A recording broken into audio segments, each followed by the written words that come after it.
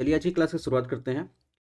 आज है एपिसोड 3 और हम लोग देख रहे हैं रिवीजन सीरीज, जिसमें हम पीवाईक्यू के द्वारा यानी प्रीवियस ईयर में जो क्वेश्चन पूछे गए हैं उससे तो कंप्लीट जो हिस्ट्री है उसका रिवीजन कर रहे हैं। ठीक है।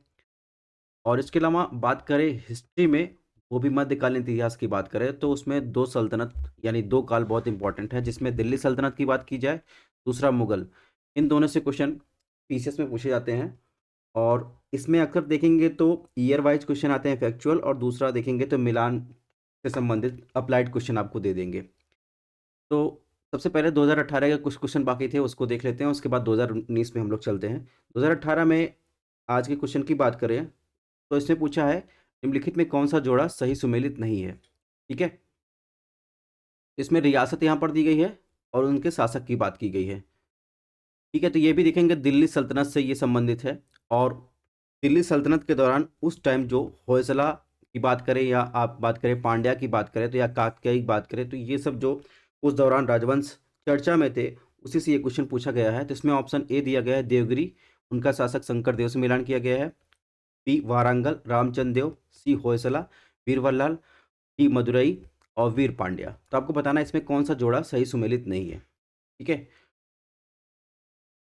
तो इसमें जहाँ तक बात करें ऑप्शन बी की बात करें रामचंद्र देव की, तो रामचंद्र देव के बारे में आप देखेंगे तो अलाउद्दीन खिलजी का जब देखेंगे साउथ की तरफ यानी दक्षिण विजय की बात करें यानी गुजरात पर जब उन्होंने विजय करके उन्होंने दो अभियान चलाए थे यानी 1306 से 1307 के बीच। ठीक है।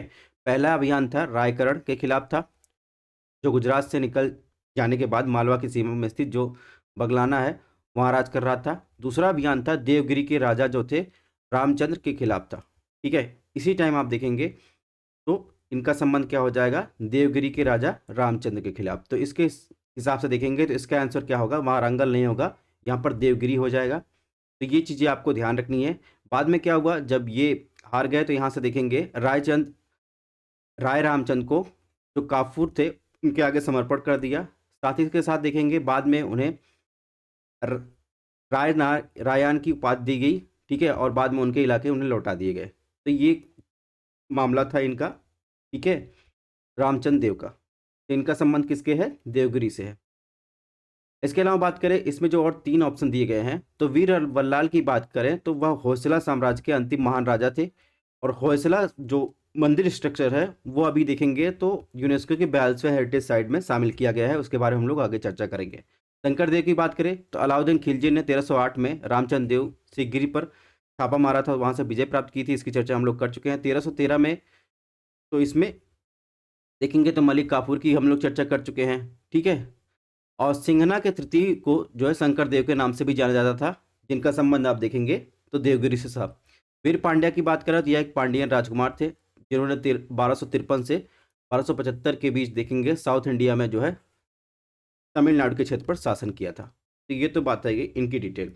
अगर क्लासेस की आपको पीडीएफ चाहिए तो आप हमारा टेलीग्राम चैनल और व्हाट्सएप पेज ज्वाइन कर सकते हैं। ठीक है। अब बात कर रहे थे होयसला डायनेस्टी के या होयसला साम्राज्य में जो स्थापित मंदिर समूह हैं, उनकी बात कर रहे थे। तो यूनेस्को वर्ल्ड हेरिटेज साइट में शामिल किया गया है। तो टोटल भारत में कितने वर्ल्ड हेरिटेज साइट है 42। इसमें 34 आप देखेंगे कल्चरल है, 7 नेचुरल है और एक देखेंगे मिक्स्ड जो है स्थल आपको देखने को मिलेंगे। ठीक है। सितंबर 2023 में आप देखेंगे तो शांति निकेतन, ठीक है, शांति निकेतन को शामिल किया गया है, वो एक तलस्वा स्थल है। उसके बाद देखेंगे कर्नाटक में होयसला जो पवित्र मंदिर समूह है यानी इनकी बात कर रहा है, वो शामिल किया गया है। और मिक्स्ड में देखेंगे तो एकमात्र मिश्रित स्थल आपको देखने को मिलेगा कंचनजंगा राष्ट्रीय उद्यान जो सिक्किम में स्थित है। तो ये तो बात हो गई होयसला मंदिर समूह की। इसके अलावा 27 जुलाई 2021 में देखेंगे कच्छ के रण में हड़प्पा शहर के धौलावीरा को जो है शामिल किया गया था। और 25 जुलाई 2021 को देखेंगे तो इसमें वारंगल तेलंगाना में जो रुद्रेश्वर मंदिर है रामप्पा का, उसके समूह को शामिल किया गया था। अब बात करें अलाउद्दीन खिलजी का तो उसका टाइम पीरियड कब से कब तक था, 1296 से 1316 के बीच था। और 1299 में जब उसने गुजरात पर आक्रमण किया था, जिसकी चर्चा हमने की थी आगे, तो वहाँ यहाँ के शासक की पत्नी कमला रानी को पकड़कर अलाउद्दीन की मलिकाए जहाँ बना दिया गया था। ठीक है। तो 1301 में जो हमने बात की थी रणथंभौर के शासक हमीर देव को पराजित किया था। फिर अमीर खुसरो ने यहाँ पर जौहर प्रथा का वर्णन किया है। तो ये फैक्चुअल इन्फॉर्मेशन आपको दिल्ली सल्तनत के बारे में याद रखनी है। यहाँ का शासन खिज्र खां को सौंप कर उसका नाम खिजराबाद कर दिया गया। अलाउद्दीन खिलजी ने दक्षिण भारत में देवगिरी, वारंगल, होयसला, पांड्या राज्यों के विरुद्ध अभियान किया था। ये चीज़ें आपको ध्यान रखनी है। और वारंगल के शासक प्रताप रुद्र देव को मलिक काफूर से परास्त कर दिया, कोहिनूर हीरा प्राप्त किया था। इसके बाद कुछ फैक्चुअल इन्फॉर्मेशन और है, जैसे अलाउद्दीन खिलजी ने द्वितीय सिकंदर की उपाधि धारण की थी, इसमें ये आपको ध्यान रखना है। और अलाउद्दीन खिलजी के समय ही दिल्ली में सर्वाधिक जो है मंगोल आक्रमण हुए थे, ये भी आपको ध्यान रखना है। अब अलाउद्दीन ने मंगोल आक्रमण से बचने के लिए 1304 में सीरी का किला बनवाया था। ठीक है, तो ये तो बात होगी अलाउद्दीन खिलजी के बारे में। अगर भू राजस्व सुधार की बात करें, उस टाइम हो सकता है अप्लाइड क्वेश्चन पूछ लिया जाए, तो अलाउद्दीन खिलजी जो पहला शासक था जिसने भूमि की पैमाइश करवाई थी, ये भी फैक्चुअल इन्फॉर्मेशन है, ये भी आपको ध्यान रखनी है। भूमि की माप की पद्धति की बात करें तो उसे बर्नी को क्या कहते हैं, मसाहत कहा जाता था। ठीक है, भू राजस्व क्या होता था, कुल उत्पादन का 50% था। और जो मध्यस्थ होते थे उनके क्या, खुद मुकद्दम चौधरी का उनका अंत कर दिया। ठीक है, यानी भू राजस्व रिफॉर्म के द्वारा। फिर अलाउद्दीन ने घराही कर और चराई कर लगाया था। तो ये चीज़ें भी आपको ध्यान रखनी है। अगर दिल्ली सल्तनत की बात करें तो दिल्ली सल्तनत में ये जो है शासक सब शामिल थे, और जिनकी आप देखेंगे तो सबसे पहले आया मामलुक वंश। यह शासन की बात करें 1206 से या 1290 तक, इन्हें स्लेव डायनेस्टी के रूप में जाना जाता है। फिर आया कुतुबुद्दीन ऐबक, ठीक है, 1206 से 1210। तो इन सब के बारे में आपको याद कर लेना है किसका कार्यकाल कब से कब तक का था। इसके अलावा कुछ इंपॉर्टेंट पॉइंट है जो आपको दिल्ली सल्तनत के बारे में याद रखने हैं।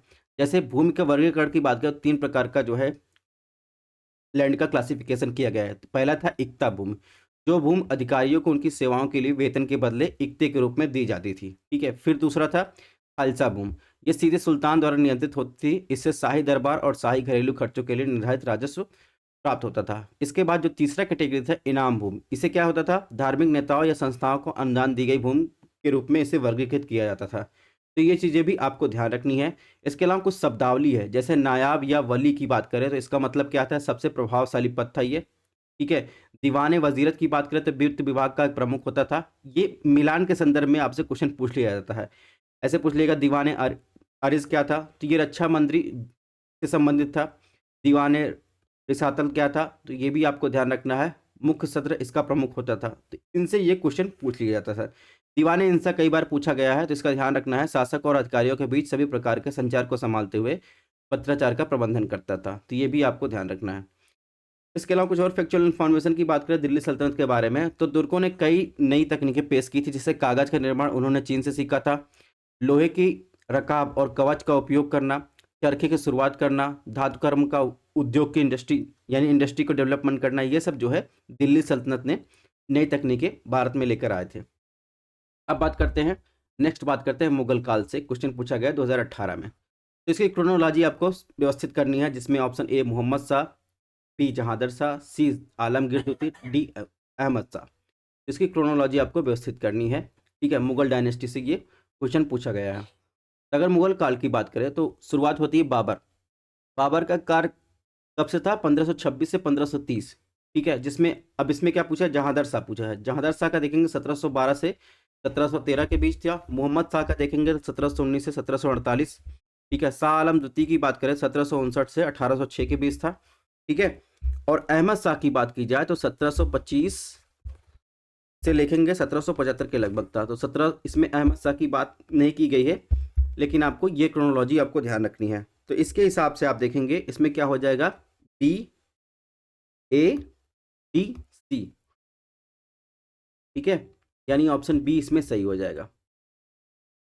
इसके अलावा इन शासकों में कुछ उपनाम भी थे जिनको आपको याद रखना है। जैसे बहादुर शाह प्रथम को शाह बेखबर कहा जाता था, जहांदर शाह को लंपट मोर कहा जाता था, फर्रुख सैयद को घृणित कायर कहा जाता था, मोहम्मद शाह को रंगीला कहा जाता था। तो ये भी आपको ध्यान रखना है। अगर मुगल पीरियड की बात करें तो कुछ फैक्चुअल इन्फॉर्मेशन है, ये भी आपको ध्यान रखना है। जैसे अबुल फजल की बात करें तो शाही दरबार का इतिहासकार था जिसने अकबरनामा लिखा था।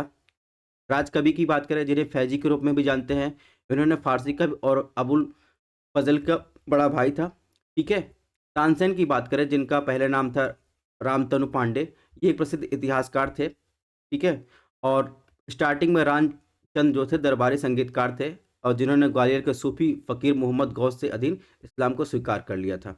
इसके बाद उन्हें तानसेन की उपाधि जो थे ग्वालियर के राजा विक्रमजीत द्वारा दी गई थी। और ये सेम ये ऑप्शन देखेंगे तो यूपीएससी में 2019 में ये क्वेश्चन पूछा गया है। अकबर ने उन्हें मियाँ का नाम दिया था, ये भी आपको ध्यान रखना है।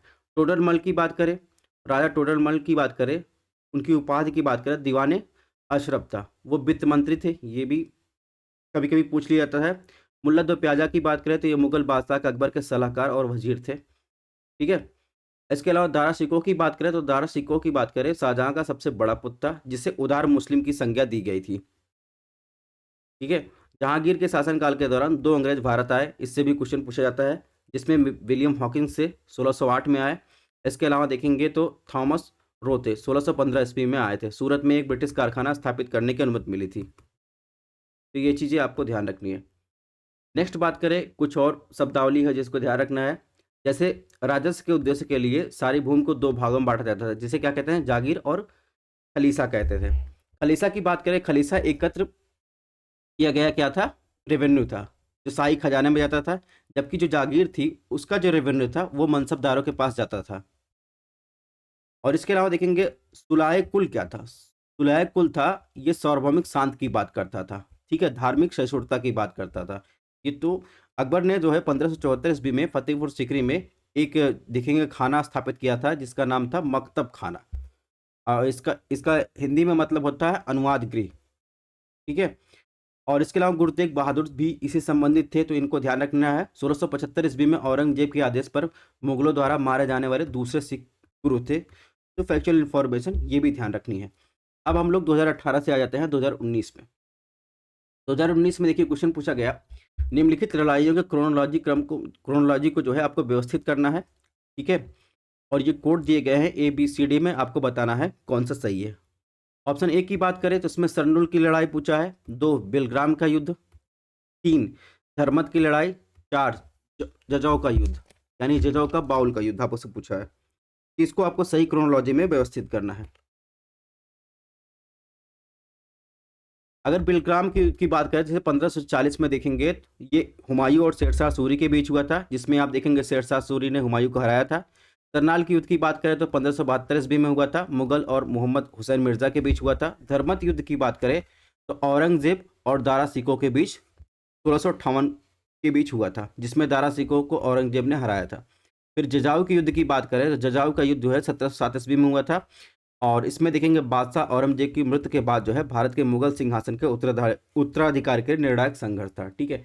तो इस प्रकार आप देखेंगे तो इसमें सही क्रोनोलॉजी क्या होगी, इसमें 2 1 3 4 हो जाएगा, यानी ऑप्शन ए सही हो जाएगा, ठीक है। यानी बिलग्राम का युद्ध हो जाएगा 1540, ठीक है।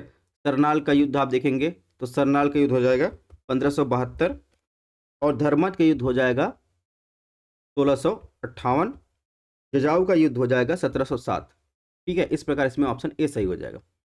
नेक्स्ट क्वेश्चन की बात करें, ये भी 2019 में पूछा गया है, सिक्का 7 से क्वेश्चन है। इसमें पूछा गया है, इसमें कथन दिया गया है, कार्ड दिया गया है, आपको सही कोड का प्रयोग करके आंसर देना है। तो कथन में क्या बोला गया है, इसमें शेरशाह के राज्य में मुद्रा को विनियमित यानी रेगुलेट करने का प्रयास किया गया। कार्ड बताया गया क्योंकि शेरशाह की मुद्रा में अकबर के समय का तांबे का सिक्का दाम था और यह मुख्य मुद्रा थी। तो आपको बताना है इसमें ABCD में कौन सा जो है आंसर सही है। अगर बात करें, शेरशाह सूरी ने जो है रुपया का मानकीकरण किया था, यानी उसको स्टैंडर्डाइज किया था, जिसका वजन जो था 180 ग्राम था या 11 ग्राम चांदी का था। उसने राज्य की मुद्रा को रेगुलेट करने का प्रयास किया, यह तो कथन सही है, ठीक है। दाम की बात करें, दाम एक छोटा भारतीय तांबे का सिक्का था।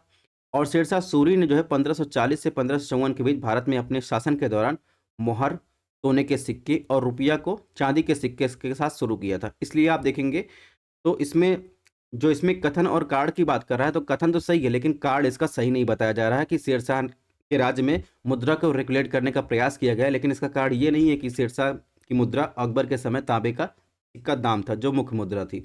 इस प्रकार इसमें क्या सही हो जाएगा, ए सही लेकिन आर गलत, यानी ऑप्शन सी सही हो जाए। अब इसमें कुछ एक्स्ट्रा इन्फॉर्मेशन दी गई है, भारत में सिक्का सिस्टम के विकास की बात की गई है। तो भारत में देवी देवताओं के चित्रों के साथ सिक्कों की बनने सबसे एक लंबी परंपरा रही है, ठीक है। सबसे पहले आप देखेंगे देवी देवताओं के सिक्कों की आपको कुषाण काल में देखने को मिलेगी, और पहली शताब्दी में देखेंगे कुषाण द्वारा सबसे पहले सोने के सिक्के जारी किए गए थे। और जो सबसे पुराने कुषाण के सिक्के का श्रेय की बात करें तो इसे विम कटफिसेस को दिया जाता है।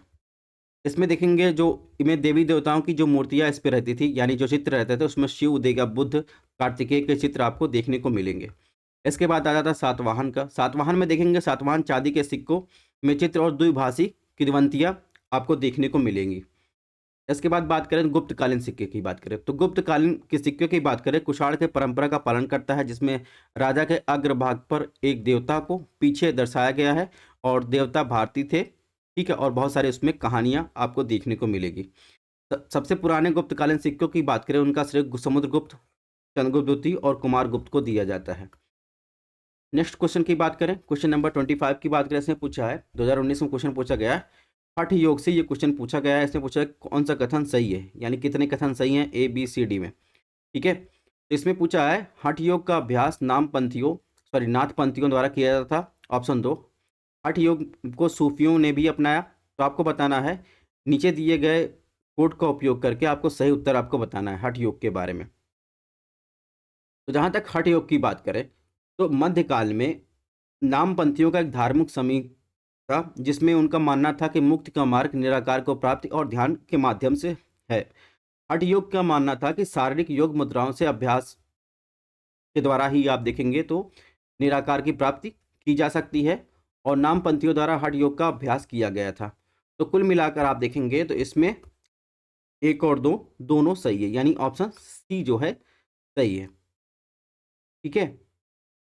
अब यहाँ पर कुछ एक्स्ट्रा इन्फॉर्मेशन दी गई है, जैसे चिश्ती सिलसिले के प्रमुख सूफी संत दिए गए हैं। इनमें सूफी संत का नाम दिया गया है, महत्वपूर्ण बातें बताई गई है, दरगाह का स्थान कहाँ पर स्थित है, उनका समय बताया गया है। इससे भी क्वेश्चन पूछे गए हैं, इसलिए ये दिया गया है। जैसे शेख मोइनुद्दीन चिश्ती की बात करें तो ये गौरी की विजय के समय भारत में आए थे। इनका दरगाह आप देखेंगे तो अजमेर राजस्थान में स्थित है। ख्वाजा कुतुबुद्दीन बख्तियार काकी की बात करें, कुतुब मीनार उन्हीं को समर्पित है, ये दिल्ली में आपको देखने को मिलेगा, ठीक है। शेख फरुद्दीन की बात करें तो या बाबा फरीद जिसे कहते हैं, तो गुरु ग्रंथ साहिब में उनके द्वारा लिखे गए भजन आपको देखने को मिलेगी, और जो आपको पाकिस्तान में इनका जो है दरगाह देखने को मिलेगा, ठीक है। शेख निजामुद्दीन औलिया आपको दिल्ली में देखने को मिलेगा। ये दिल्ली के लगातार 7 सुल्तानों के शासन के साक्षी रहे हैं, शेख निजामुद्दीन औलिया। तो ये तो बात हो गई कुछ महत्वपूर्ण सूफी संतों की। अब नेक्स्ट क्वेश्चन की बात करते हैं। 2019 में पूछा गया है, इक्ता सिस्टम से पूछा गया है, जिनके बारे में हम लोग चर्चा किए थे। तो इसमें पूछा है कि निम्नलिखित में कौन सा एकता प्रणाली की विशेषता नहीं है। ऑप्शन 1, एकता एक राजस्व संग्रह सिस्टम है। बी, सियासतनामा एकता सिस्टम के लिए जानकारी का स्रोत है। ऑप्शन सी, एकता से राजस्व सीधे सुल्तान के खाते में जाती थी। ऑप्शन डी, मुक्ति को एकता से एकत्रित राजस्व से सैनिक रखने पड़ते थे। तो आपको बताना इसमें कौन सा सही नहीं है। जहाँ तक एकता सिस्टम की बात है तो एकता क्या है, एक अरबी शब्द है, जिसकी शुरुआत आप देखेंगे तो पुराने समय में फारस और ईरान से हुई थी। जब खलीफा प्रशासन में इसका प्रयोग जो है सैन्य संचालन में, फाइनेंस और नागरिक और सैन्य अधिकारियों का भुगतान करने के लिए किया जाता था। शासकों ने अपने अमीरों यानी उमरा जिसको को नकदी के बदले क्या देते हैं, भूमि का अनुदान दिया जाता है। भूमि अनुदान को क्या कहते हैं, एकता कहते हैं, ठीक है। और जो एकत्र किया गया लगान था उनके स्वयं के खर्च के लिए सैनिकों के लिए भुगतान करने के लिए किया जाता था। जो शेष बच जाता था उसे केंद्र को भेजा जाता था, ठीक है। और बात करें यह जो है यह गैर वंशानुगत था, लेकिन देखेंगे तो इसका मतलब क्या हुआ, इसका तात्पर्य हुआ भूमि पर कोई अधिकार नहीं था। लेकिन धीरे धीरे क्या हुआ, जब फिरोज शाह तुगलक का समय आता है तो उसके दौरान ये एकता यानी भूमि अनुदान जब दिया जाता था तो वो वंशानुगत हो जाता था। तो इसके हिसाब से देखेंगे तो इसमें सियासतनामा जो है इसमें सही नहीं है। जहाँ तक सियासतनामा की बात है तो सियासतनामा निज़ामुल मुल्क के सबसे प्रसिद्ध काम है, यानी एक बुक है जिसमें फारसी में लिखा गया है, ठीक है, जिसमें मलिक शाह के अनुरोध के बाद सियासतनामा लिखा गया था। ये चीज़ें बात हो गई, सियासतनामा का एकता से संबंध कोई नहीं है। फिरोज शाह तुगलक की बात हो रही है तो फिरोज शाह तुगलक के बारे में थोड़ा देख लेते हैं। तो फिरोज शाह तुगलक की बात करें तो इनका जो टाइम पीरियड था 1351 से 88 के बीच था। और दिल्ली सल्तनत में फिरोज शाह तुगलक प्रथम शासक था जिसने 2 बार अपना राज्याभिषेक करवाया था, और इसने अपने राज्य की नीतियों को शरीयत के अनुसार लागू किया था, ठीक है। और इनके शासनकाल में स्त्रियों को संतों की मज़ारों पर जाने की मनाही कर दी गई थी। जो पर्दा प्रथा रहती है मुस्लिमों में, उसने उसको प्रोत्साहन दिया था। फिरोज शाह के समय जजिया को एक अलग कर बना दिया गया था। पहले यह मालगुजारी का हिस्सा था, ठीक है, जिसे ब्राह्मणों से भी वसूला जाता था। और फिर फिरोज शाह तुगलक के काल में ही आप देखेंगे जो पदों का वंशानुगत बना दिया था, चाहे वो सैनिक पद हो चाहे असैनिक पद थे, दोनों को क्या किया गया था, वंशानुगत बना दिया गया था। इसके अलावा देखेंगे तो कृषकों के सभी तकावी ऋणों को माफ कर दिया गया था, जो भू राजस्व का 1/5 से 1/3 के बीच जो है हिस्सा रह जाता था। ठीक है, फिरोज शाह तुगलक की बात करें तो सिंचाई कर भी लगाया, जिसे क्या कहा गया, हक शर्व कहा गया। और फिरोज शाह तुगलक ने ही व्यापक स्तर पर नहरों का निर्माण करवाया। और बंगाल अभियान से लौटते हुए जौनपुर नगर की बात करें तो वहां पर उन्होंने जीना खा मोहम्मद तुगलक की याद में जो है बनाया था। और इसी के दौरान देखेंगे उड़ीसा का अभियान करके जगन्नाथ मंदिर को लूटा। 1361 में नागरकोट का अभियान करके ज्वालामुखी मंदिर को लूटा था। ठीक है, और चिकित्सा के लिए इन्होंने जो है दारुल सफा विभाग की स्थापना की थी। गरीबों को खैरात बांटने के लिए इन्होंने दीवाने खैरात की स्थापना की थी। और फिरोज शाह तुगलक पहला ऐसा सुल्तान था जिसने रोजगार ब्यूरो की स्थापना की थी। ठीक है, ये भी आपको ध्यान रखना है। और फिरोजपुर, फिरोजाबाद, हिसार फिरोजा, जौनपुर जैसे नगरों का इन्होंने निर्माण करवाया था। नसीरुद्दीन महबूब की बात करें तो इसके समय तैमूर लंग का आक्रमण हुआ था 1398 में। ठीक है, ये भी आपको ध्यान रखना है। अगर बात करें फिरोज शाह तुगलक के मकबरे की बात करें तो आपको दिल्ली में हौज खास में इनका मकबरा देखने को मिल जाएगा। नेक्स्ट क्वेश्चन की बात करें 2019 में पूछा गया है, इसे ऑप्शन फर्स्ट दिया गया है दिल्ली सल्तनत के राजस्व। तो ये यूपीएससी में पूछा गया है, पीसीएस में नहीं पूछा गया है। कि सेम ईयर में ये क्वेश्चन पूछा गया है इक्ता सिस्टम से। ठीक है, यानी भूमि अनुदान से जो है सेम ईयर में यूपी पीसीएस में पूछा गया 2019 में। और उसी दौरान आप देखेंगे तो यूपीएससी में क्वेश्चन पूछा गया है। इसमें पूछा है दिल्ली सल्तनत के राजस्व प्रशासन के में राजस्व वसूली के प्रभारी को क्या कहा जाता, आमिल कहा जाता था। ऑप्शन 2, दिल्ली के सुल्तानों की इक्ता सिस्टम का एक प्राचीन देसी संस्था थी। ऑप्शन 3, मीर बख्शी का पद दिल्ली के जो खलजी सुल्तान थे उनके शासनकाल में अस्तित्व आया था। तो आपको बताना है कौन सा कथन सही है। तो जहां तक बात करें दिल्ली सुल्तानों के इक्ता सिस्टम की बात करें तो यह एक प्राचीन देसी संस्था नहीं थी, अभी मैंने बताया इसे बाहर से लाया गया था।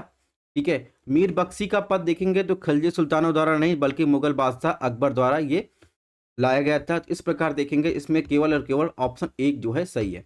इसका डिटेल यहाँ पर एनालिसिस दिया गया है, इसको आपको देख सकते हैं।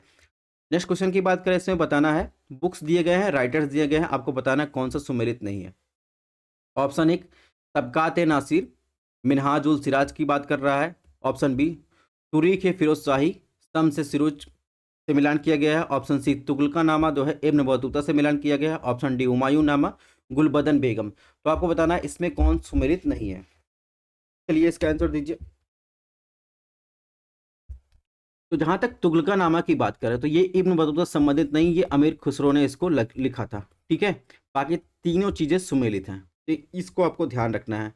इनके बारे में यहाँ पर बुक के बारे में डिटेल में यहाँ पर दिया गया है, इसको आप देख सकते हैं। जहाँ तक गुलबदन बेगम की बात है तो इस पुस्तक को जो है सम्राट हुमायूं के जीवन का एक विस्तृत विवरण आपको देखने को मिलेगा। ठीक है, और गुलबदन बेगम ने अपने भतीजे जो है अकबर के अनुरोध पर यह लिखा था। ठीक है, और तहरीक फिरोज शाही की बात करें तो जियाउद्दीन बर्नी ने लिखा है। इसमें क्या लिखा गया है, मोहम्मद बिन तुगलक और फिरोज शाह के शासन के दौरान ये किताबें लिखी गई हैं। अमीर खुसरो की बात करें तो अमीर खुसरो जो था उन्होंने तबला और सितार जैसे नवीन संगीत वाद्यंत्रों का आविष्कार किया था। उन्हें भारत का तोता या तूती ये हिंद कहा जाता था। ठीक है, उन्होंने तुगलका नामा का संकलन भी किया और कश्मीर को धरती का स्वर्ग भी बताया। तो ये चीज़ें आपको ध्यान रखनी है। और इसके अलावा बात कर रहे हैं तो तानसेन की बात कर लेते हैं। तानसेन की बात करें तो हाल फिलहाल में करंट में न्यूज़ था। तो विश्व संगीत समागम की बात करें 2023 का आयोजन आप देखेंगे कहाँ पर किया गया है, तानसेन के समाज परिसर हजीरा ग्वालियर में किया गया है। इसको आपको ध्यान रखना है। ठीक है, अब कुछ बुक्स की बात कर लेते हैं क्योंकि बुक्स से क्वेश्चन पूछे गए हैं। तो कुछ बुक्स की बात करें, जैसे जियाउद्दीन बर्नी की बात करें तो उनके कृतियों को हम देख चुके हैं, जिसमें फतवा जहांगीरी, तहरीक फिरोज शाही, ठीक है, मिनहाज सूरज सिराज की बात करें, तबकात नासिर ये देख चुके हैं। ठीक है, जिया नक्काशी की बात करें तो उन्होंने जो है तूतीनामा लिखा है।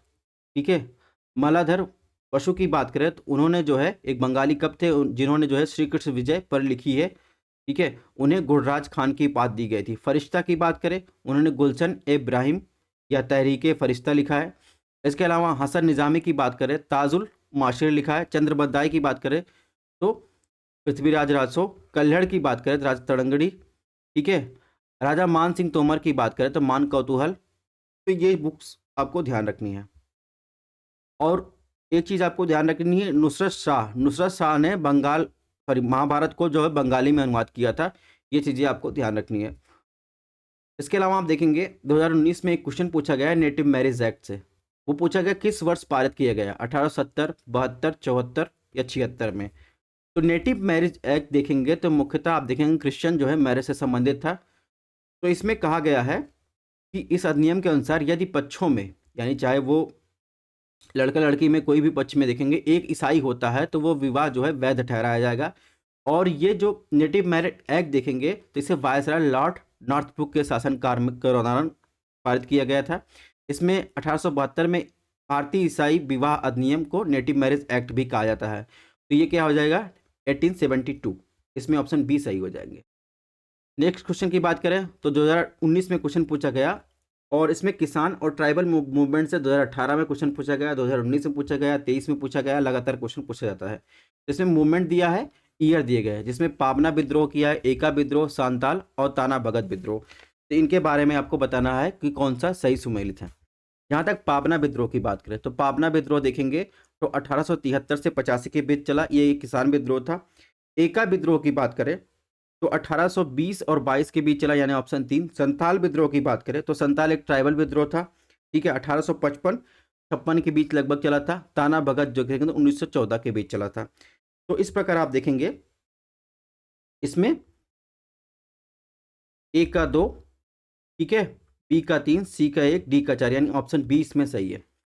पहले वाले लेक्चर में हमने जो है महत्वपूर्ण जो भी नागरिक और आदिवासी विद्रोह थे उनके बारे में हम लोग चर्चा कर चुके हैं। तो यहाँ से आप लोग पहले वाली पीडीएफ नहीं देखें तो यहाँ से आप जो है सारी चीज़ें पढ़ सकते हैं। सन्यासी विद्रोह, चुआर विद्रोह, वेलुथम्पी विद्रोह। तो यहाँ पर जो इंपॉर्टेंट विद्रोह वहाँ पर दिया गया, जैसे संताल विद्रोह की बात करें या जिसे हुल विद्रोह कहते हैं, जिसका टाइम पीरियड 1855 से 56 के बीच था।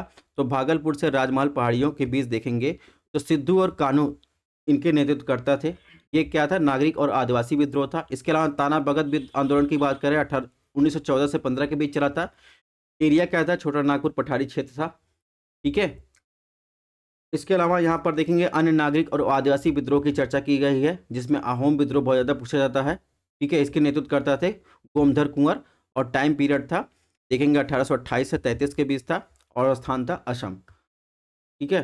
कूका विद्रोह की बात करें तो भगत जवाहरमल और राम सिंह कूका थे, स्थान पंजाब था, 1840 और 72 के बीच ये चला था। इसमें किसान विद्रोह और आंदोलन की बात किया गया है, जिसमें पाबना विद्रोह से क्वेश्चन पूछा गया है, ठीक है। तो पाबना विद्रोह देखेंगे तो बंगाल एरिया था, यहाँ पर जमींदार द्वारा लगाए गए जो टैक्स थे, ठीक है, उसकी रेट बढ़ाने और काश्तकारों को जमीन का अधिकार से वंचित करने के कारण ये लगाया गया था। तो ये चीज़ें आपको ध्यान रखनी है। यहाँ पर किसान विद्रोह के बारे में और सारी चीज़ें दी गई हैं, इसको आपको देख लेना है। एका विद्रोह के बारे में यहाँ पर दिया गया है, इसका एरिया जो था लखनऊ से शुरू हुआ था और जल्द ही आप देखेंगे हरदोई, उन्नाव, सीतापुर जिलों में फैल गया था, ठीक है।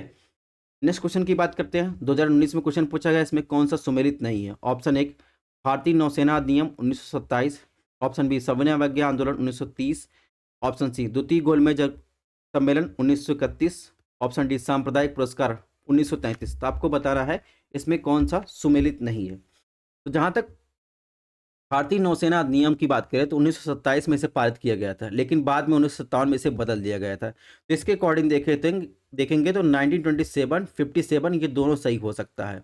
और ये अधिनियम देखेंगे तो भारतीय नौसेना से संबंधित कानून को क्या करता है, इकट्ठा करता है और संशोधित करने के लिए इसे पारित किया गया था, ठीक है। सविनय अवज्ञा आंदोलन देखेंगे तो 12 मार्च 1930 को हुआ था। इसके अलावा देखेंगे जो सेकेंड गोलमेज सम्मेलन था वो 7 सितंबर 1931 से 1 दिसंबर 1931 के बीच चला था। कॉमनल अवार्ड की बात करें तो रैम्स मैकडोनाल्ड ने 16 अगस्त 1932 में देखेंगे जो ब्रिटिश प्रधानमंत्री थे, उन्होंने सांप्रदायिकता के आधार पर निर्णय किया था, जिसमें दलित वर्ग को, मुसलमानों, यूरोपीय और सिख और आंग्ल भारतीयों को जो है पृथक निर्वाचन मंडल की व्यवस्था की गई थी। इसीलिए देखेंगे इसे क्या कहा जाता है, कम्युनल अवार्ड कहा जाता है। तो इसके हिसाब से देखेंगे तो यहाँ पर 1933 लिखा है, यहाँ पर 1932 होना चाहिए। इसमें ऑप्शन डी जो है सही नहीं है, ठीक है। सविनय अवज्ञा आंदोलन की बात करें तो इसमें जो है आप देखेंगे तो गांधी जी ने अपने 78 चुने हुए अनुयायियों के साथ जो है साबरमती के आश्रम से दांडी मार्च जो है लगभग 200 मील पैदल चलकर गुजरात के समुद्र के तट पर बस एक गांव में प्रवेश किया था। वहां पर देखेंगे नमक बनाकर उन्होंने कानून तोड़ा था। ठीक है, और सारी डिटेल यहाँ पर दी गई है। जहाँ तक सेकेंड गोलमेज सम्मेलन की बात है तो हम लोग देख लेते हैं गोलमेज सम्मेलन के बारे में। तो प्रथम गोलमेज सम्मेलन की बात करें तो 12 नवंबर 1930 को लंदन में किया गया था। इसमें कांग्रेस ने भाग नहीं लिया था। 1931 में क्या हुआ, 1931 में महात्मा गांधी और लॉर्ड इरविन के बीच देखेंगे समझौता होता है, जिसे गांधी इरविन पैक्ट के नाम से जाना जाता है। इसमें कांग्रेस द्वारा सविनय अवज्ञा आंदोलन को समाप्त करने और निकट भविष्य में होने वाले गोलमेज सम्मेलन में भाग लेने पर सहमत व्यक्त की गई। और इसी के दौरान देखेंगे उसके अगले साल देखेंगे या द्वितीय गोलमेज सम्मेलन होता है 7 सितंबर 1931 को लंदन में हुआ। इसमें गांधी जी ने कांग्रेस की तरफ से भाग लिया था। अंबेडकर एक ऐसे व्यक्ति थे जिन्होंने प्रथम यानी पहले दूसरे तीसरे गोलमेज सम्मेलन में भाग लिया था। ठीक है, और यहीं पर मुद्दा हुआ था।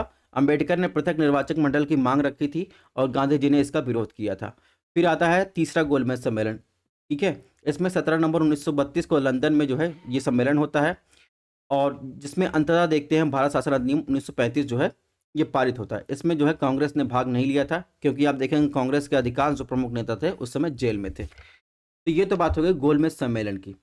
अब यहाँ पर कुछ ब्रिटिशकालीन भू राजस्व व्यवस्था की बात की गई, जिसमें अस्थायी बंदोबस्त, रैयतवाड़ी और मालवाड़ी की बात की गई। इससे क्वेश्चन मध्यकालीन इतिहास का ये चैप्टर नहीं है, ये मॉडर्न हिस्ट्री का चैप्टर है, इसको आप लोग रिवीजन कर लीजिएगा। जिसमें अस्थायी बंदोबस्त की बात किया जाए तो कॉर्नवालिस की बात करें तो 1793 और रैयतवाड़ी जो आया था टॉमस मुनरो और रीड के टाइम में आया था। और महलवाड़ी आप देखेंगे हॉल्ड मैकेंजी के टाइम में आया था। और महलवाड़ी आप देखेंगे उत्तर प्रदेश, मध्य प्रांत और पंजाब में ये लागू किया गया था। इसमें आप देखेंगे भारत का 30% जो है रेवेन्यू शेयर किया जाता था।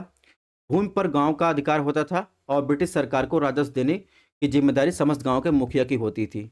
टैक्स रेट की बात करें तो टैक्स रेट 60% था। और जहाँ तक रैयतवाड़ी की बात करें तो इसका एरिया जो था बम्बई, मद्रास और असम था। जो टोटल अंग्रेज का शासन था भारत का 91 यानी 51% पर ये जो है लगाया जाता था। इसमें भूमि का मालिक जो होता था किसान होता था।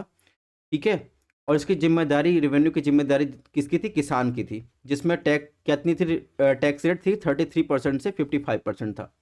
ठीक है, वहीं कॉर्नवालिस की बात करें जो स्थायी बंदोबस्त पहले लाया गया था 1793 में, इसका एरिया था बंगाल, बिहार, उड़ीसा, उत्तर प्रदेश, बम्बई, मद्रास, असम, बनारस। तो लगभग देखेंगे 90% जो है जहाँ पर अंग्रेज का शासन था उसके 19% एरिया पर लगाया गया था। ठीक है, और इसके लिए जो टैक्स कलेक्शन के लिए जमींदार जो है जिम्मेदार थे और जो जमींदार टैक्स कलेक्ट करके जो है सब ब्रिटिश सरकार को देते थे। और ये क्या था, 10/11 भाग कंपनी तथा 1/11 भाग जमींदार रखते थे। ठीक है, तो ये तो बात हो गई ब्रिटिशकालीन भू राजस्व व्यवस्था की।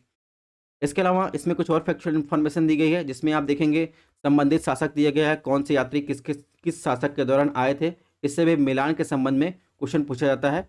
तो इसको आप जो है वीडियो पॉज करके या फिर PDF से आप लोग रिवीजन कर सकते हैं। ठीक है, तो आज की क्लास यहीं पर समाप्त करते हैं, मिलते हैं नेक्स्ट लेक्चर में।